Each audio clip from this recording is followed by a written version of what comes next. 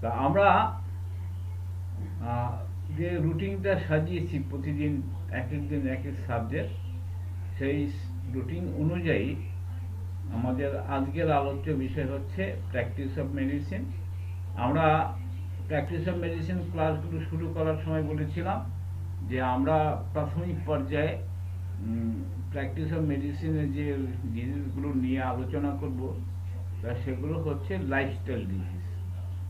তা লাইফস্টাইল ডিজিজগুলো আমরা বেশ কয়েকটা লাইফস্টাইল ডিজিজের নাম করেছিলাম।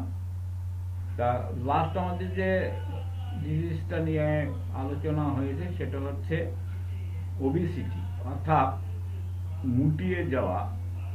এটাও একটা লাইফস্টাইল ডিজিজ। সেটাকে কীভাবে ওভারকাম করা যায় সেই বিস্তারিত আলোচনা করেছিলাম। এবং আমাদের হোমিওপ্যাথি সিস্টেমে যে মেডিসিনগুলো অ্যাজ পার টোটালিটি অফ সিমটমসের আসে, সেই মেডিসিনগুলো নিয়ে আমরা আলোচনা করেছিলাম। তা আজকে আমরা এমন একটা ডিজিজ নিয়ে আলোচনা করব যেটা সারা পৃথিবীতে মহামারী আকারে দেখা দিচ্ছে, এবং এইটাকে বলা হয় সাইলেন্ট কিলার, নীরব ঘাতক। সে রোগটার নাম হচ্ছে ডায়াবেটিস। অর্থাৎ ডায়াবেটিস, যাকে বাংলায় বলা হয় বহুমূত্র। তা ডায়াবেটিস কাকে বলা হয়? ডায়াবেটিস একটি হচ্ছে লাইফস্টাইল ডিজিজ। সেই লাইফস্টাইল ডিজিজ আমাদের শরীরে প্যানক্রিয়াস বলে একটা গ্ল্যান্ড আছে, সেই প্যানক্রিয়াস গ্ল্যান্ড থেকে একটা হরমোন ডিসচার্জ হয়, তার নাম হচ্ছে, সেই হরমোনটার নাম হচ্ছে ইনসুলিন। আমরা গতকাল প্যাথোলজিতে আলোচনা করেছিলাম যে যে গ্ল্যান্ডের কিন্তু কোনো ভেসেল নেই, অথচ সেখান থেকে একটা সিক্রেশন হয়। কোনো নালী ছাড়া যে সিক্রেশনগুলো রক্তে মিশে যায় সেটাকে বলা হয় গ্ল্যান্ড। সেই গ্ল্যান্ড আমাদের যে প্যানক্রিয়াস গ্ল্যান্ড, সেই প্যানক্রিয়াস গ্ল্যান্ড থেকে একটা হরমোন তৈরি হয়, তার নাম হচ্ছে ইনসুলিন।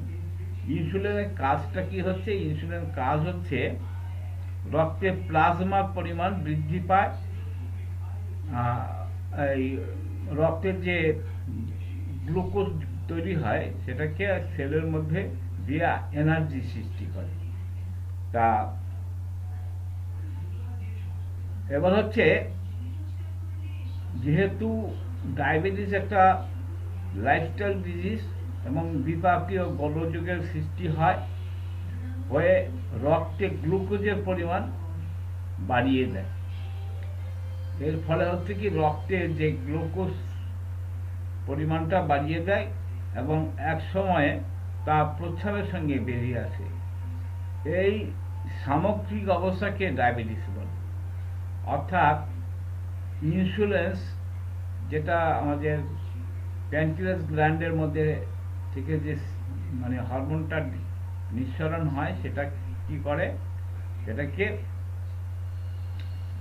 গ্লুকোজে পরিণত করে, অর্থাৎ চিনি পরিণত করে। এই চিনিটা হচ্ছে আমাদের শক্তির উৎস। এইটা যদি ঠিকমতো নিয়ন্ত্রণ না করতে পারে, তখন হয় কি, রক্তের মধ্যে সুগারের পরিমাণটা বেড়ে যায়। এই এই অবস্থাটাকে বলা হয় ডায়াবেটিস। এই রোগে রক্তে গ্লুকোজ পরিমাণ দীর্ঘস্থায়ী বেড়ে যায়।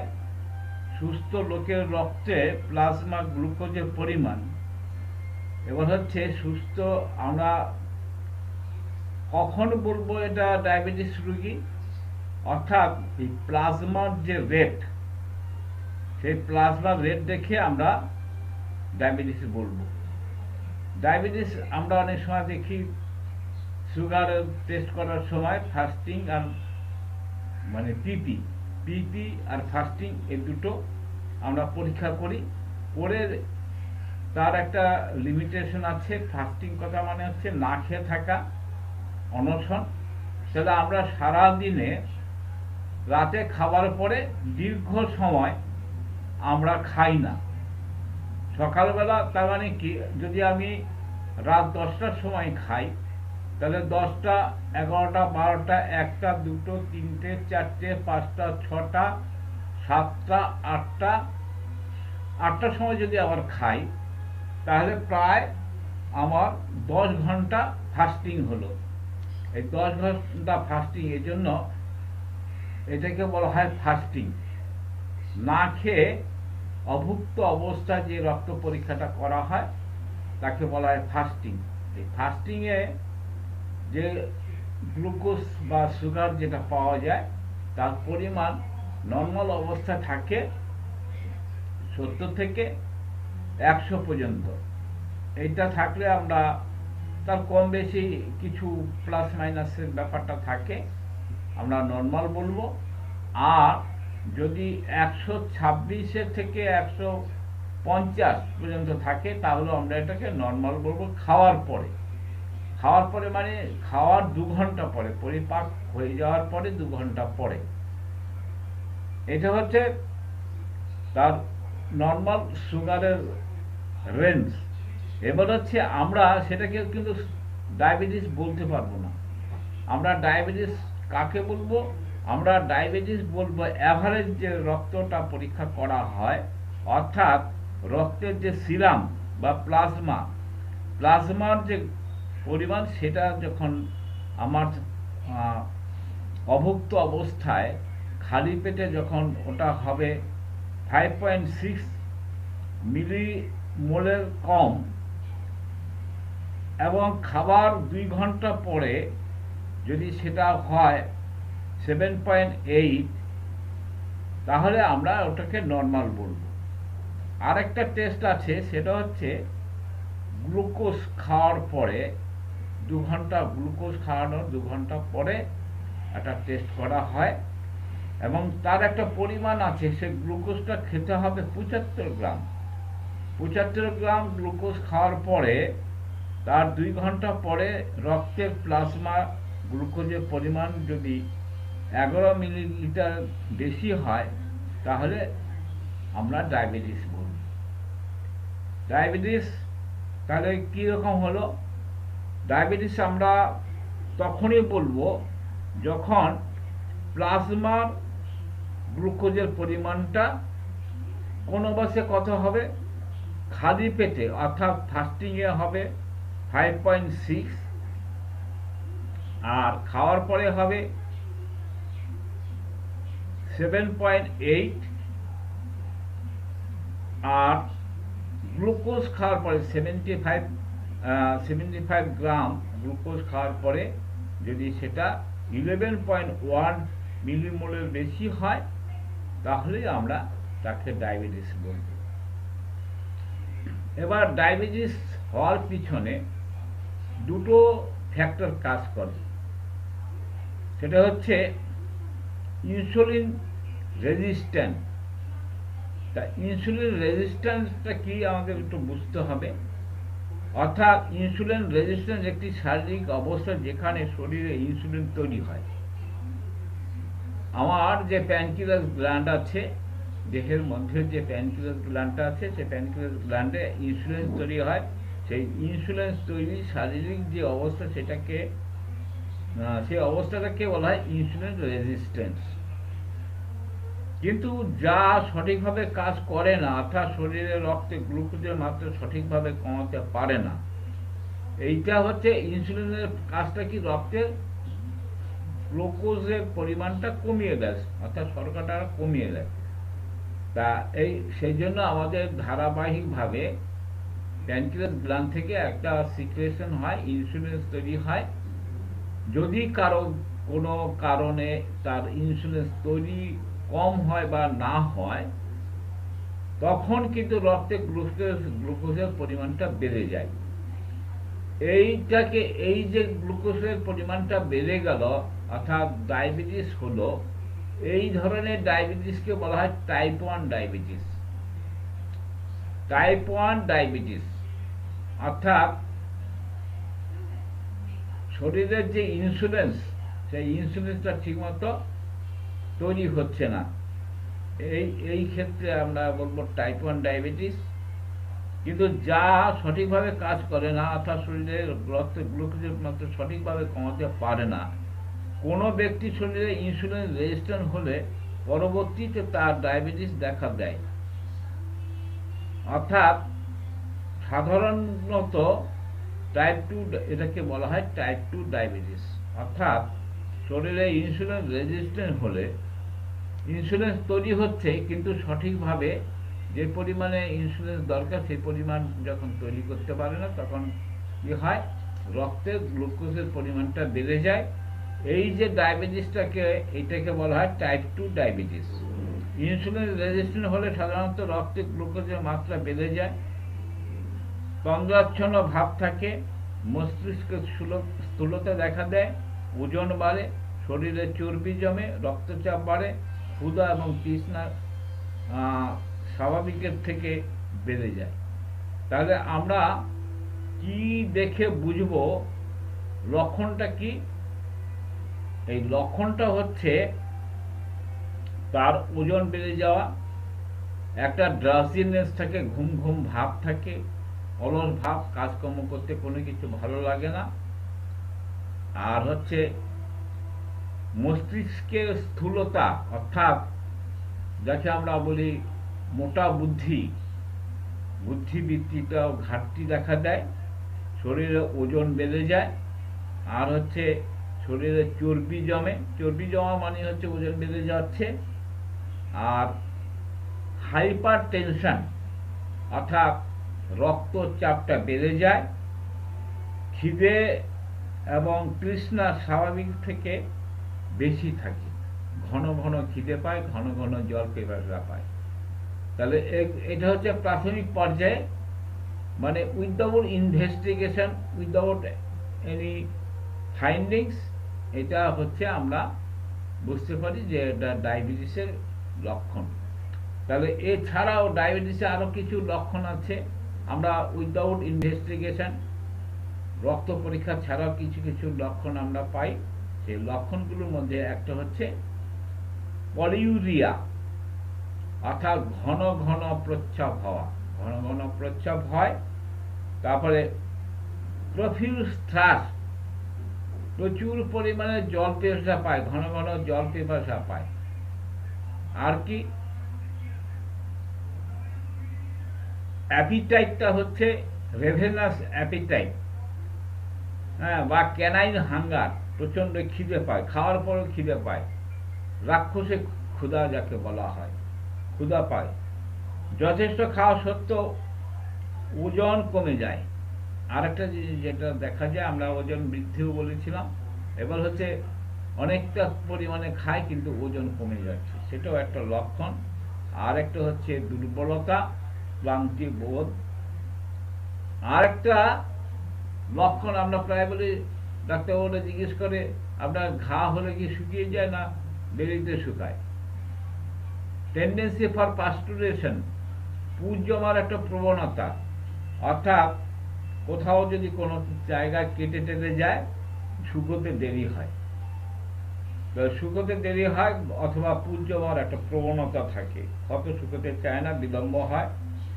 আবার কারো কারো ক্ষেত্রে দেখা যায় ইচিং অ্যান্ড ইরাপশন, সেটা হচ্ছে হোস, পাসরা, ফোড়া, বিভিন্ন ধরনের স্কিন ডিজিজ দেখা যায়, এগুলো হচ্ছে তার লক্ষণ। আরেকটা মারাত্মক লক্ষণ হচ্ছে লস অফ ভিশন,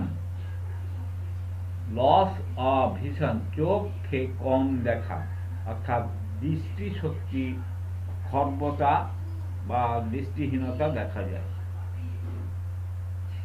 তাহলে এবার হচ্ছে এই সমস্ত লক্ষণগুলো দেখলে আমরা কিন্তু সন্দেহ করতে পারি যে তার ডায়াবেটিস হয়েছে, কিন্তু আমরা কিন্তু কনফার্ম না। তাহলে কনফার্ম হতে গেলে কি করতে হবে, আমাদের কিছু টেস্ট করতে হবে।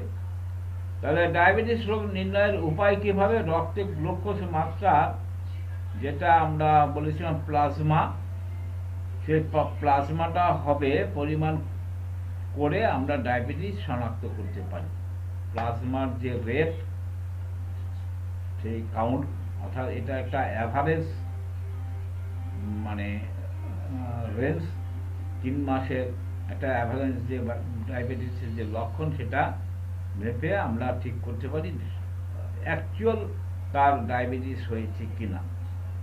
সুস্থ ব্যক্তির রক্তের প্লাজমা গ্লুকোজের পরিমাণ, যেটা আমরা আগেও বলেছিলাম যে অভুক্ত মানে ফাস্টিং অবস্থায় যদি 6.1 মিলিমোলের কম হয় তাহলে আমরা তাকে সুস্থ বলবো, ডায়াবেটিস হয়নি। আর খাবার 2 ঘন্টার পরে যদি 7.8-এর কম হয় তাহলে আমরা সুস্থ বলবো। আর একটা টেস্ট হচ্ছে যে আমরা ভাত খাওয়ার পরে যেটা বলেছিলাম 2 ঘন্টা পরে, আর একটা টেস্ট হচ্ছে মানে 75 গ্রাম গ্লুকোজ খাওয়ার 2 ঘন্টা পরে রক্ত প্লাজমা পরিমাণ যদি 11.1-এর নিচে হয় তাহলে সে সুস্থ, তার বেশি হলে তার ডায়াবেটিস হয়েছে। এবং খাবার খাওয়ার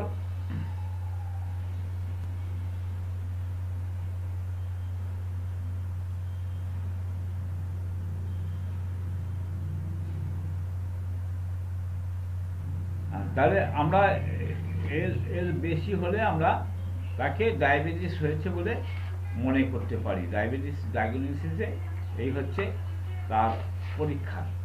এবার আসা যাক ডায়াবেটিস, কত রকমের ডায়াবেটিস আছে। আমরা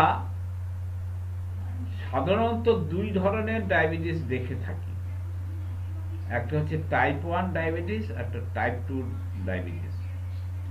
আরেকটা ডায়াবেটিস হয় মায়েদের গর্ভাবস্থায়, একটা ডায়াবেটিস দেখা যায়, সেটাকে বলা হয় গর্ভকালীন ডায়াবেটিস। আরেকটা ডায়াবেটিস হচ্ছে অন্যান্য নির্দিষ্ট কারণ ভিত্তিক শ্রেণী। তাহলে আমরা যে সাধারণত 2টো টাইপের ডায়াবেটিস পাই, কিন্তু অ্যাকচুয়ালি সামগ্রিকভাবে আমরা 4 ধরনের ডায়াবেটিস দেখে থাকি। জেনারেলি যেটা হচ্ছে টাইপ 1 ডায়াবেটিস, টাইপ 2 ডায়াবেটিস। আর একটা রেয়ার কেস দেখা যায়, সব মহিলাদের হবে তা নয়, মহিলাদের ক্ষেত্রে ডিউরিং প্রেগনেন্সি, গর্ভ অবস্থাতে তাদের কিছু হরমোনিক চেঞ্জ হয়, নানা রকম হরমোন ডিসচার্জ হয়, তার ফলে সাময়িকভাবে একটা ডায়াবেটিস হয়। ফর দ্য টাইম বিং, অর্থাৎ ওই প্রেগনেন্সি পিরিয়ড পর্যন্ত তাদের ডায়াবেটিসটা থাকে, আফটার ডেলিভারি তারা সুস্থ হয়ে যায়, তাদের সেই ডায়াবেটিসটা থাকে না। একে বলা হয় গর্ভকালীন ডায়াবেটিস। আর একটা ডায়াবেটিস হচ্ছে অন্যান্য নির্দিষ্ট কারণ ভিত্তিক শ্রেণী। আচ্ছা, এবার টাইপ 1 ডায়াবেটিস নিয়ে আমরা একটু আলোচনা করি। টাইপ 1 ডায়াবেটিস এই ধরনের রোগীদের শরীরে ইনসুলিন একেবারেই তৈরি হয় না। আমরা শুরুতে বলেছিলাম যে আমাদের দেহের মধ্যে প্যানক্রিয়াস গ্ল্যান্ড বলে একটা গ্ল্যান্ড আছে, সেখানে থেকে ইনসুলিন তৈরি হয়। সেই ইনসুলিন যদি কারো তৈরি না হয় তাহলে স্বাভাবিকভাবে তার রক্তে গ্লুকোজের পরিমাণটা বেড়ে যাবে, কারণ ইনসুলিনের কাজ হচ্ছে গ্লুকোজটাকে সেলের মধ্যে ঢুকিয়ে দেওয়া, দিয়ে দেহের মধ্যে তার এনার্জি সৃষ্টি করা। সেটা যদি ইনসুলিন না থাকে তাহলে যে সুগারটা তৈরি হলো, যে গ্লুকোজটা তৈরি হলো, সেই গ্লুকোজটা কিন্তু মানে রক্তের মধ্যে মিশে গেল। তাহলে সাধারণত 30 বছরের কম বয়সে এই ধরনের ডায়াবেটিস দেখা যায়। এই ডায়াবেটিসগুলো সাধারণত বিলো 30 ইয়ার্স, 30 বছরের নিচের রোগীদের ক্ষেত্রে দেখা যায়। ডায়াবেটিস নিয়ন্ত্রণের জন্য এসব রোগীকে ইনসুলিন ইনজেকশন দিতে হয়। তাহলে যাদের ইনসুলিন তৈরি হয় না তাদের কি করতে হয়? ইনসুলিন তৈরি হওয়ার জন্য তাদেরকে ইনসুলিন ইনজেকশন দিতে হয়, মানে আর্টিফিশিয়ালি তার দেহে ইনসুলিন তৈরি করানো হয়। অন্যথায় রক্তের শর্করা অতি দ্রুত বেড়ে গিয়ে অল্প সময়ের মধ্যে রক্তে অম্ল জাতীয় বিষক্রিয়া অজ্ঞান হয়ে মৃত্যুমুখে পতিত হয়। তাহলে কি হচ্ছে, যদি ইনসুলিন তৈরি না হয়, তার রক্তে অ্যাসিড জাতীয় জিনিস তৈরি হয়ে তার মধ্যে একটা বিষক্রিয়া হয়, এবং বিষক্রিয়া হয়ে মানুষ সেন্সলেস হয়ে যায়, আর সেন্সলেস হয়ে গিয়ে তার হার্ট অ্যাটাক হতে পারে, ফলে সে মারা যেতে পারে। তাহলে type 1 diabetes is a very dangerous জিনিস, কারণ এটা হচ্ছে আমাদের রক্তকে নিয়ন্ত্রণ করে ইনসুলিনটা তৈরি না হলে যে অবস্থাটা হয় সেটা হচ্ছে টাইপ 1 ডায়াবেটিস। আরেক ধরনের ডায়াবেটিস আছে, তার নাম হচ্ছে টাইপ 2 ডায়াবেটিস। সেই টাইপ 2 ডায়াবেটিস কি হচ্ছে, এই শ্রেণীর রোগীর বয়স অধিকাংশ ক্ষেত্রে 30 বছরের উপরে হয়ে থাকে। আফটার 30 ইয়ার্স টাইপ 2 ডায়াবেটিস তাদেরও হয়। আফটার 30 ইয়ার্স, 30 বছরের পরে থেকে তাদের ডায়াবেটিস হয়। আজকাল 30 বছরের নিচেও এই ধরনের রোগীর সাধারণত দেখা যায়। আমরা ডায়াবেটিসের যে স্টাডিতে দেখেছি, আগে আমরা শুরুতে যেটা বলেছিলাম যে সারা পৃথিবী জুড়ে ডায়াবেটিস একটা মহামারী আকারে দেখা যাচ্ছে।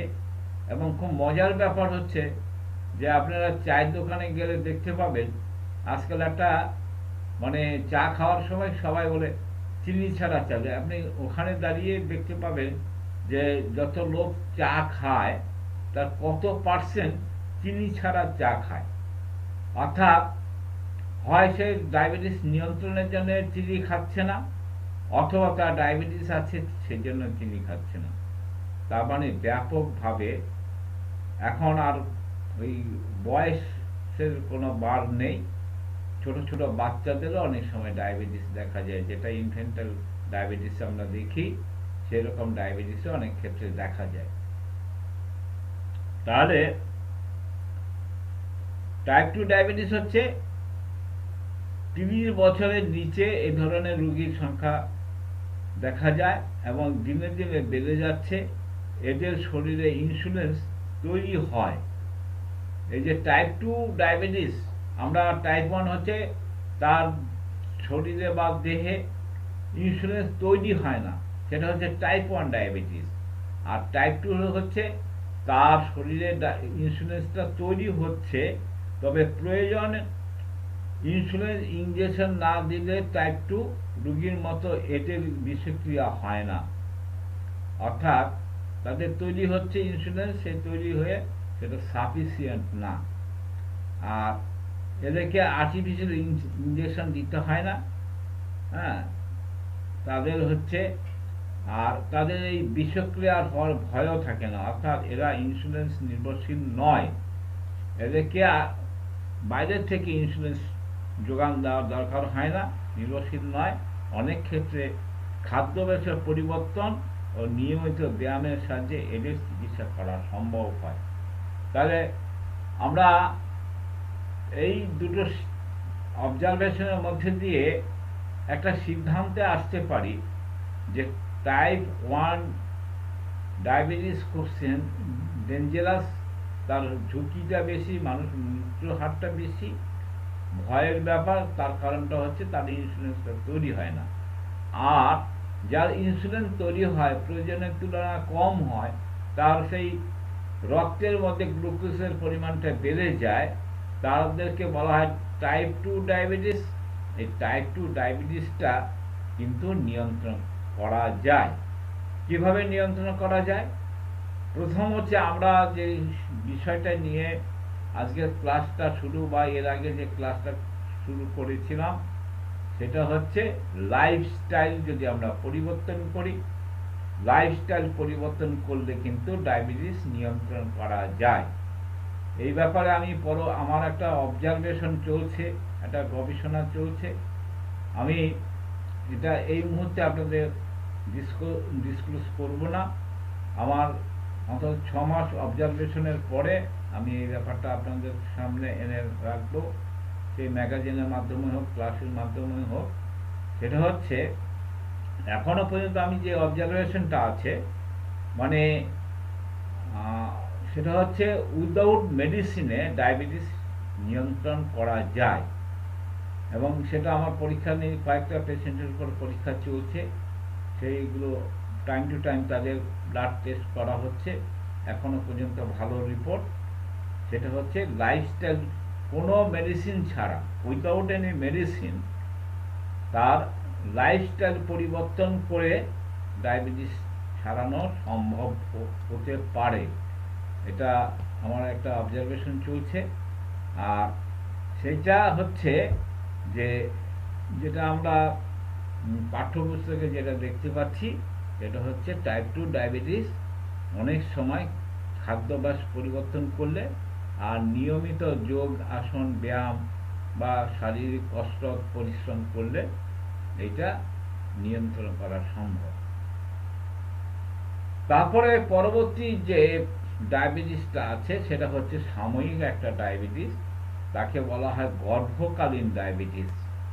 গর্ভকালীন, অনেক সময় গর্ভবতী অবস্থায় প্রসূতিদের ডায়াবেটিস ধরা পড়ে, অন্য সময় বিফোর প্রেগনেন্সি তার ডায়াবেটিস নেই, আফটার ডেলিভারি তার ডায়াবেটিস মানে উধাও হয়ে যায়। কিন্তু ডিউরিং প্রেগনেন্সি দেখা যায় কিছু কিছু মহিলাদের ক্ষেত্রে তাদের ডায়াবেটিস ধরা পড়ে, আবার প্রসবের পর ডায়াবেটিস থাকে না। এই প্রকার জটিলতাকে গর্ভকালীন ডায়াবেটিস বলা হয়। এই যে জটিলতা, এই জটিলতাকে বলা হয় গর্ভকালীন ডায়াবেটিস। গর্ভবতী মহিলাদের ডায়াবেটিস হলে গর্ভবতী মা ও গর্ভবতী শিশুর উভয়ের জন্য বিপজ্জনক হতে পারে। তাহলে এই যে গর্ভকালীন যে ডায়াবেটিসটা যদি কারো হয়, সেটা যেমন মায়ের পক্ষে বিপজ্জনক, বাচ্চার পক্ষেও বিপজ্জনক। তা বিপদ এড়ানোর জন্য গর্ভকালীন অবস্থায় ইনসুলিনের মাধ্যমে বিশেষভাবে নিয়ন্ত্রণ রাখা আবশ্যক। তাহলে এই ক্ষেত্রে আমাদের বাধ্য হয়ে ইনসুলিনের মাধ্যমে কিন্তু নিয়ন্ত্রণটা করতে হবে।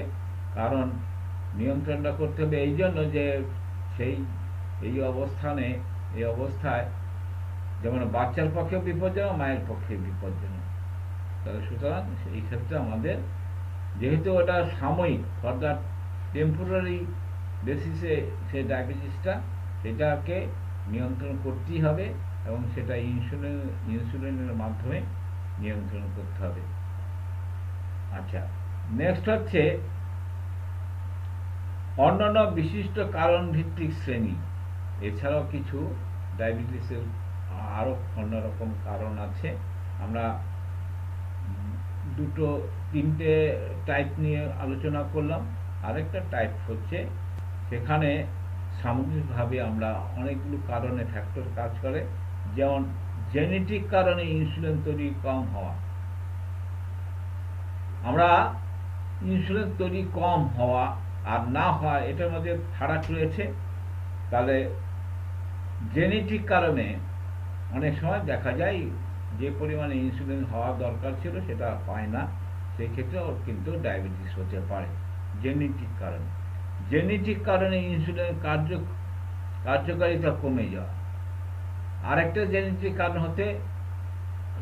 কারণ হচ্ছে যে একটা কমে যাওয়া, আরেকটা হচ্ছে তার কার্যকারিতা কম থাকা, সেটাও কিন্তু জেনেটিক কারণে হয়। সেই ক্ষেত্রে কিন্তু ডায়াবেটিস হতে পারে। আরেকটা হচ্ছে আমরা যেটা বলেছিলাম, ইনসুলিন তৈরি হয় কোথায়? প্যানক্রিয়াস গ্ল্যান্ড থেকে। প্যানক্রিয়াস গ্ল্যান্ডে তা সেখানে যদি কোনো রকম রোগ, প্যানক্রিয়াস গ্ল্যান্ডের কোনো রোগ হয়, সেই ক্ষেত্রে কিন্তু ডায়াবেটিস হওয়ার একটা প্রবণতা থাকে। আর একটা কারণ হচ্ছে অন্যান্য বিভিন্ন রকম, আমাদের দেহে বিভিন্ন রকম হরমোন আছে, সেই কিছু হরমোনের ডিসঅর্ডারের জন্য হতে পারে। আর একটা হচ্ছে কিছু ওষুধ আছে, কিছু রাসায়নিক পদার্থ আছে যা সেই সমস্ত দ্রব্যের সংস্পর্শেও কিন্তু অনেক সময় ডায়াবেটিস হয়। তাহলে আমরা কয়টি স্টেজে আমরা ডায়াবেটিস পেলাম, কয়টি পর্বে ডায়াবেটিস পেলাম? একটা হচ্ছে অর্থাৎ কয় ধরনের টাইপ, কত ধরনের ডায়াবেটিস আছে। 1 নম্বর ডায়াবেটিস হচ্ছে টাইপ 1 ডায়াবেটিস। টাইপ 1 ডায়াবেটিস হচ্ছে তার আদৌ ইনসুলিন তৈরি হয় না, দেহের মধ্যে কোনো ইনসুলিন তৈরি হয় না, ল্যাক অফ ইনসুলিন, সেটা হচ্ছে টাইপ 1 ডায়াবেটিস। এবার দ্বিতীয় যেটা ডায়াবেটিস, যেটা বেশিরভাগ মানুষের মধ্যে দেখা যায়, প্রায় 99% মানুষের মধ্যে, ডায়াবেটিস রোগীর মধ্যে যেটা 99% থাকে, সেটা হচ্ছে টাইপ 2 ডায়াবেটিস। এই টাইপ 2 ডায়াবেটিসটা হচ্ছে ইনসুলিন তৈরি হচ্ছে, কিন্তু প্রয়োজনের তুলনায় সাফিসিয়েন্ট নয়, ঘাটতি হওয়ার ফলে তার রক্তের মধ্যে গ্লুকোজ বেশি পরিমাণে বেড়ে যায়, সেটাকে বলা হয় টাইপ 2 ডায়াবেটিস। আরেকটা ডায়াবেটিস হচ্ছে, সেটা ফর দ্য টাইম বিং, অর্থাৎ প্রেগনেন্ট লেডিজের, প্রেগনেন্ট মহিলাদের ক্ষেত্রে সেটা দেখা যায়। শুধু ওই প্রেগনেন্ট অবস্থায় তাদের নানা রকম হরমোনিক মানে ডিসঅর্ডারের ফলে তাদের সাময়িকভাবে একটা ডায়াবেটিস দেখা যায়, এটাকে বলা হয় গর্ভকালীন ডায়াবেটিস। আরেকটা ডায়াবেটিস হচ্ছে, সেটা সামগ্রিকভাবে বলা যায়, সেটা হচ্ছে জেনেটিক কারণে হয়, অথবা কিছু জেনেটিক রোগের জন্য হয়, কিছু বিভিন্ন রকম অর্গানিক চেঞ্জ হওয়ার ফলে, তার ফলে কিছু হয়। সেটা বিশেষ করে তার যে প্যানক্রিয়াস গ্ল্যান্ডের কিছু রোগ বা বিভিন্ন রকম কারণে, অথবা কিছু ওষুধ আছে, সেই ওষুধের রিয়াকশনের ফলেও কিন্তু ডায়াবেটিস সৃষ্টি হয়। তাহলে ডায়াবেটিস আক্রান্ত হওয়ার কারণ হচ্ছে, যে কেউ যে কোনো বয়সে যে কোনো সময় ডায়াবেটিস আক্রান্ত হতে পারেন, তবে নিম্নত শ্রেণীর ব্যক্তিদের মধ্যে ডায়রিয়া হওয়ার প্রবণতা বা সম্ভাবনা বেশি থাকে। তাহলে যে কোনো বয়সের যে কোনো লোকের, মেল ফিমেল সবার ক্ষেত্রেই ডায়াবেটিস হতে পারে। এবার হচ্ছে ডায়াবেটিস হওয়ার সম্ভাবনা থাকে কাদের বেশি? যাদের বংশে, বিশেষ করে বাবা মা রক্ত সম্পর্কিত নিকট আত্মীয়দের ডায়াবেটিস থাকে।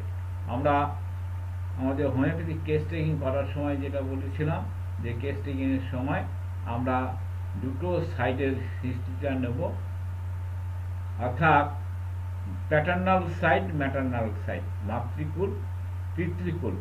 অর্থাৎ একটু ঘুরিয়ে যদি বলি, যাদের সঙ্গে আমার রক্তের সম্পর্ক আছে, তাহলে আমার রক্তের সম্পর্ক কার কার সঙ্গে আছে? আমার ঠাকুরদাদার সঙ্গে আমার রক্তের সম্পর্ক, আমার ঠাকুমার সঙ্গে আমার রক্তের সম্পর্ক, আমার কাকার সঙ্গে আমার রক্তের সম্পর্ক, আমার জ্যাঠার সঙ্গে আমার রক্তের সম্পর্ক, আমার পিসির সঙ্গে রক্তের সম্পর্ক। এটা হচ্ছে প্যাটার্নাল সাইডে। আর ম্যাটার্নাল সাইডে আমার দাদুর সঙ্গে আমার রক্তের সম্পর্ক আছে, আমার দিদিমার সঙ্গে আমার রক্তের সম্পর্ক আছে, আমার মার সঙ্গে আমার রক্তের সম্পর্ক আছে, আমার মাসির সঙ্গে আমার রক্তের সম্পর্ক আছে, আমার মামার সঙ্গে আমার রক্তের সম্পর্ক আছে। অর্থাৎ যাদের যাদের সঙ্গে আমার রক্তের সম্পর্ক আছে, both paternal side and maternal side, উভয় সাইডের মধ্যে যদি কারো তার বংশগতভাবে ডায়াবেটিস থাকে, সেই ক্ষেত্রে কিন্তু ডায়াবেটিস হওয়ার একটা প্রবণতা থাকে। আমরা বলেছি, আবার প্রথমে বললাম যে আমাদের কেস হিস্ট্রি নেওয়ার সময় কিন্তু আমরা এই ডিজিজ সম্বন্ধে তাদের প্যাটার্নাল সাইড, ম্যাটার্নাল সাইডের তাদের হিস্ট্রিটা নিয়ে থাকি। যাদের ওজন অনেক বেশি এবং যারা ব্যায়াম বা শারীরিক পরিশ্রম কাজ করে না, আমরা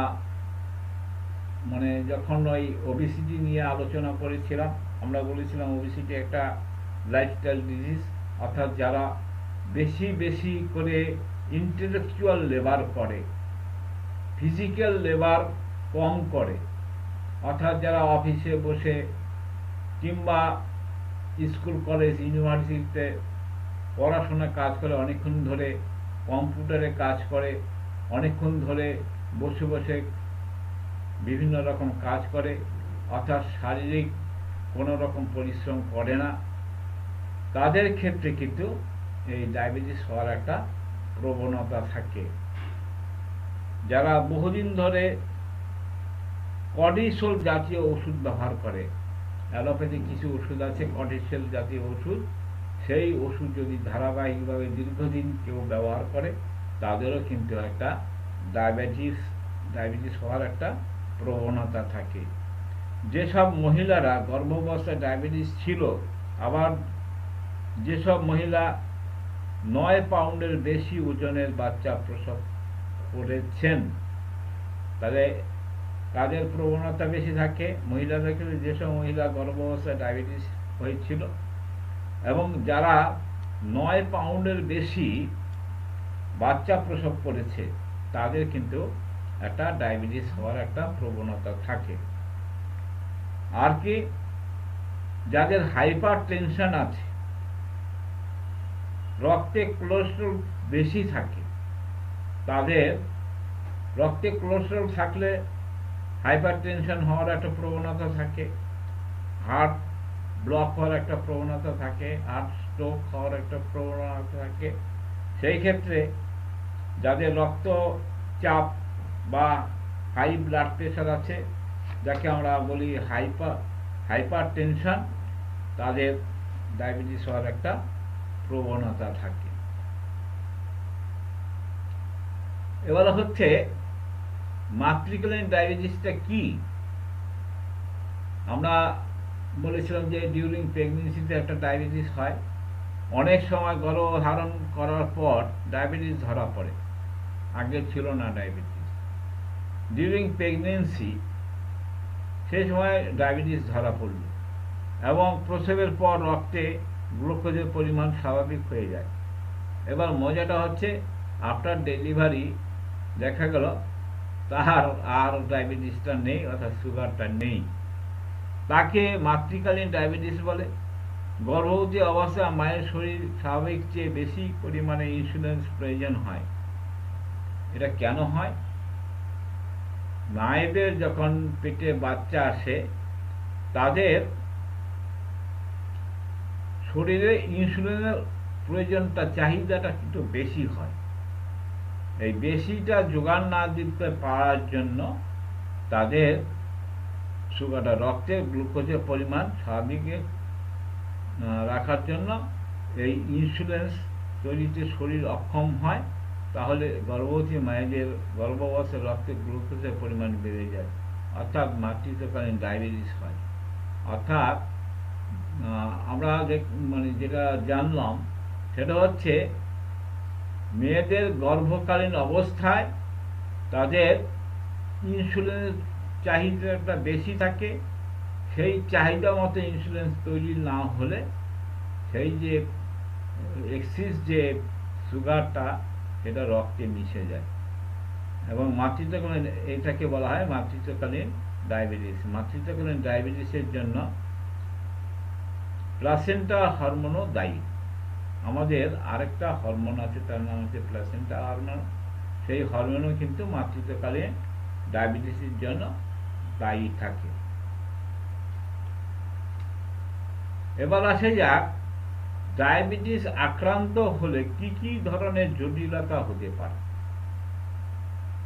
আমরা ডায়াবেটিসের নাম দিয়েছি নীরব ঘাতক। আপনি টের পাবেন না, বুঝতে পারবেন না, একে বলা হয় নীরব ঘাতক। তাহলে ডায়াবেটিস আক্রান্ত হলে কি কি ধরনের জটিলতা হতে পারে? একটা হচ্ছে পক্ষাঘাত, যেটাকে আমরা বলি প্যারালিসিস। আর কি, স্নায়ুতন্ত্রের জটিলতা। আমাদের যে নার্ভাস সিস্টেমটা আছে, সেই নার্ভাস সিস্টেমে নানা রকম জটিলতা তৈরি হয়। হার্ট ডিজিজ, হৃদরোগ,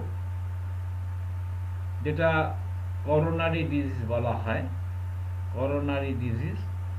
পায়ে পচনশীল ক্ষত, যেটাকে আমরা বলি গ্যাংগ্রিন, এবং সেই গ্যাংগ্রিনটা আক্রান্ত হয় পায়ে বেশি, যার জন্য ডায়াবেটিসের রুগীদের ডাক্তারবাবুরা পায়ের যত্ন করতে বলে থাকেন।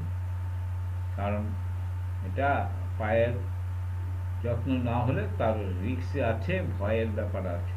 তাহলে পচনশীল ক্ষত, আর কি লস অফ ভিশন, চোখের নানা রকম সমস্যা, প্রস্রাবে আমিষ বের হয়ে যাওয়া। প্রস্রাবে আমিষ বলতে প্রস্রাবের সঙ্গে প্রোটিন বেরিয়ে যায়। তবে প্রোটিন বের হয়ে যাওয়া এবং পরবর্তীতে প্রস্রাব থেকে বেশি পরিমাণে প্রোটিন যদি বেরিয়ে যায় তাহলে কি হচ্ছে, তাহলে ক্রিয়েটিনটা বেড়ে যায়। অর্থাৎ ক্রিয়েটিন বেড়ে গেলে কি হয়, ক্রিয়েটিনটা বেড়ে গেলে কিডনি ডিসঅর্ডার হয়। তাহলে কিডনি ডিসঅর্ডার বোঝার জন্য আমরা কি করব, ক্রিয়েটিন টেস্টটা করব। তাহলে যাদের ডায়াবেটিস থাকে তাদের কিন্তু কিডনি ডিসঅর্ডার হওয়ার একটা ভয় থাকে। তাহলে কিডনির কার্যক্ষমতা লোপ পায়। আর স্টোমাকে কিছু সমস্যা দেখা যায়, সেটা হচ্ছে পায়খানা হয়, পাতলা পায়খানা, লুজ মোশন, যক্ষা রোগ হতে পারে, মাড়ির ইরিটেশন হতে পারে, আমাদের যে দাঁতের যে মাড়িগুলো আছে সে মাড়িগুলো প্রদাহ হতে পারে, চুলকানি হতে পারে, যেটা ইচিং, মানে আমরা আগে বলেছিলাম যে ডায়াবেটিস থাকলে অনেক সময় গা হাত পা চুলকায়, ইচিং হয়, ফোড়া হতে পারে, বয়েল, পাঁচড়া হতে পারে, স্ক্যাবিস, তারপরে হচ্ছে এই সমস্যাগুলো হতে হয়। তাছাড়া রোগের কারণে আরেকটা জিনিস যেটা হয়, বিশেষ করে ছেলেদের বেশি হয়, সেটা হচ্ছে ইম্পটেন্সি। ইম্পটেন্সি মানে হচ্ছে যৌন ক্ষমতা লোপ পাওয়া।